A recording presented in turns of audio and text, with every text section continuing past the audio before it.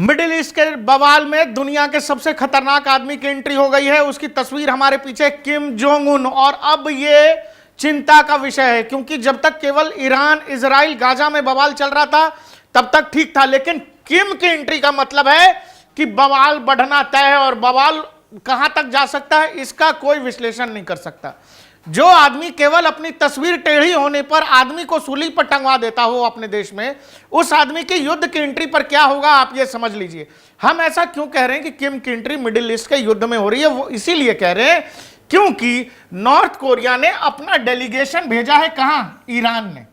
और इससे अमेरिका भी घबराया होगा, क्योंकि ऐसा माना जाता है कि नॉर्थ कोरिया का जो मिसाइल टेक्नोलॉजी है वो सॉलिड फ्यूल पर है, और अगर ये टेक्नोलॉजी ईरान को मिलता है तो इससे अमेरिकी हितों को खतरा है। कहां? मिडिल ईस्ट में भी और अमेरिका में भी, जैसा कि आप देख रहे हैं। इसीलिए हम कह रहे हैं कि किम की एंट्री अब मिडिल ईस्ट में हुई है। और अभी अभी यह भी खबर है कि इजराइल ने राफा में, गाजा में जो लोग रह रहे हैं, वहां फिलिस्तीनी रह रहे हैं, उनको यह कहा है कि आप राफा छोड़ के चले जाओ।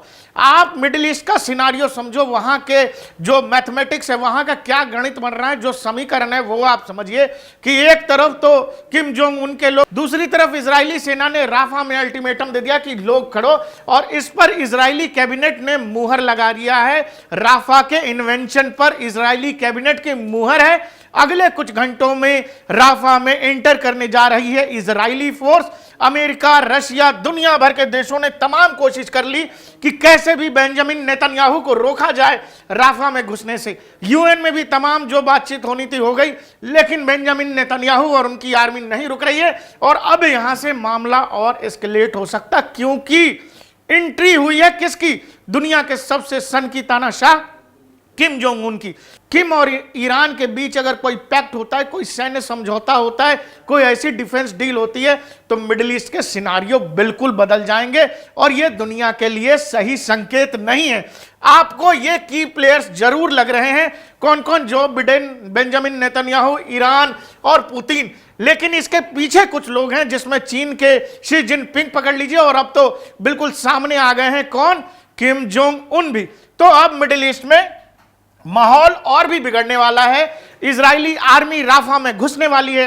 राफा का क्या सिचुएशन आप ये समझ लो, ये पूरा गाजा स्ट्रिप है छोटा सा, इसकी पूरी लंबाई ही 40 किलोमीटर है। 1.5 घंटे में राफा से लेकर गाजा का जो नॉर्दर्न बॉर्डर है वहां तक की दूरी तय की जा सकती है। और इस पूरी दूरी में जो है पहले करीब 22 लाख लोग रह रहे थे।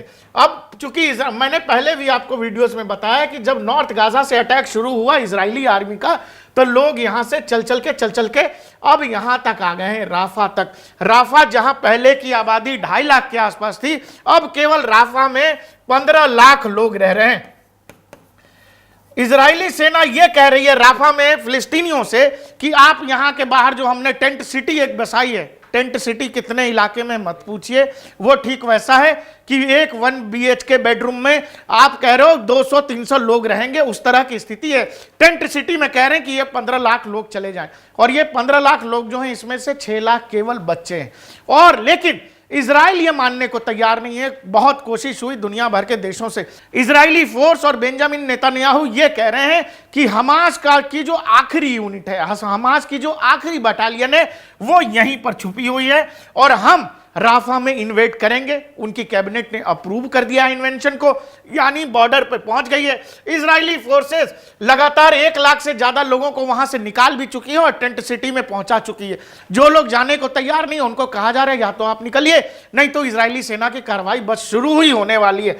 यह पूरी कहानी मिडिल ईस्ट की लगातार बदलती हुई। आप राफा में रह रहे लोगों की हालत ये समझिए कि यहां ये है छोटा सा इजराइल। मैं पहले भी आपसे बता चुका हूं कि पूरा का पूरा इजराइल लगातार इस्लामिक देशों से घिरा पड़ा है, लेकिन कोई भी देश, कोई भी मुस्लिम देश, जो लोग गाना गा रहे हैं ना कि मुसलमानों को बचाओ, गाजा में फिलिस्तीनियों के साथ गलत हो रहा है, वो मुस्लिम देश अपने दरवाजे खोलने को तैयार नहीं है। सऊदी अरब जगह देने को तैयार नहीं, इजिप्ट जगह देने को तैयार नहीं, जॉर्डन जगह देने को तैयार नहीं, सीरिया, लेबनान, कोई जगह देने को तैयार नहीं। बस ये लोग गाना गा रहे हैं, गाजा के नाम का जो विक्टिम कार्ड प्ले करते हैं, फायदा लेते हैं, लेकिन फिलिस्तीनियों को अपने देश में जगह देने को तैयार नहीं है।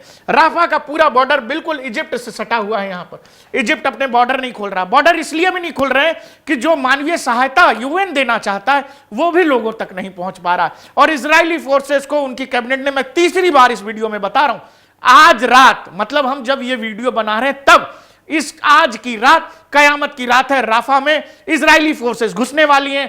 15 लाख लोगों की जान पर बनाई है। और यह केवल 15 लाख लोगों तक की बात नहीं है, पूरे मिडिल ईस्ट में यह तूफान बढ़ सकता है, क्योंकि सन की तानाशाह किम जोंग उन भी इसमें शामिल है। किम का डेलीगेशन ईरान पहुंच गया और ईरान में लगातार मीटिंग हो रही है। उस मीटिंग का और फिर इजरायली फोर्सेस का राफा में जाना, connect the dots. Middle east में यह सिचुएशन और खराब होने वाला है।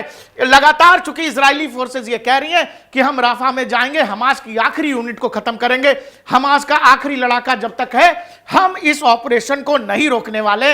हमने ग्रेटर इजराइल का वो प्लान आपको पहले बता रखा, वो वीडियो हम आपको दे देंगे, आप लिंक में देख लीजिएगा। हमास के लोग क्या कह रहे हैं? हमास ये कह रहा है कि अगर राफा के अंदर, हमास ये कह रहा है कि अगर राफा के अंदर इजरायली फोर्सेस ने ऑपरेशन चालू किया तो हम भी जवाब देंगे। ये लोग लाखों लोगों के बीच में छुपकर उनकी जान पर बना देते हैं। केवल इन हमास के लड़ाकों के कारण इजरायली फोर्सेस का राफा में ऑपरेशन होने जा रहा है, जहां राफा के लोगों के पास जाने का कोई रास्ता नहीं है। यहां के लोग कहां जाएंगे? इजिप्ट जगह नहीं दे रहा जाने को। आप समझो वहां की लोगों की स्थिति कितनी नारकीय है। और सबसे ज्यादा खतरनाक दुनिया के लिए बात यह है कि अब मिडिल ईस्ट का जो भी ये सब सिस्टम बवाल चल रहा है उसमें इस आदमी की एंट्री हो गई है, और ये दुनिया के लिए शुभ संकेत नहीं है। आपको हमारा वीडियो कैसा लगा हमें कमेंट बॉक्स में जरूर बताइएगा। हम लगातार इस तरह के विश्व के जो खबरें होंगी हम लगातार आप तक लाते रहेंगे।